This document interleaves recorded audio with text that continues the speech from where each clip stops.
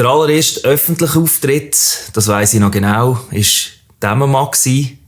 Und ja, das Bühnenoutfit war ein Mutz. Und ich habe gar nicht gewusst,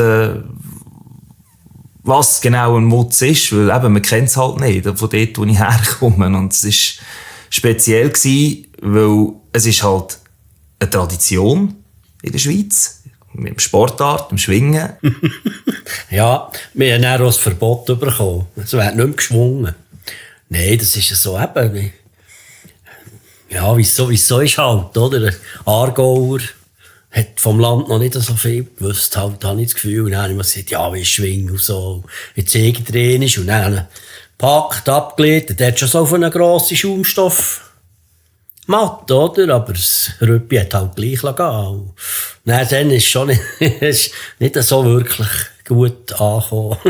Und dann haben wir dort verschwingen und der hat mir dort den Seidenfein schnell auf den Rücken gelegt. Und er hat es irgendwie so komisch tönt. Also, und ich wusste, jetzt ist etwas nicht mehr gut. Und dann habe ich dort schnell das Rippi gebrochen. Vor dem Konzert.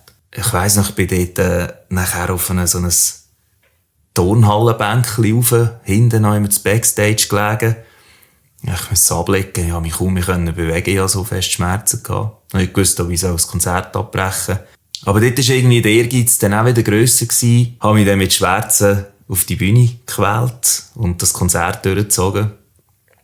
Es war kein schöner Moment gewesen, in dieser Zeit, mit Schmerzen das Konzert zu spielen. Aber ja, irgendwie geschaut, dass man das nicht anmerkt. Aber das Schwingen habe ich seither dort sein.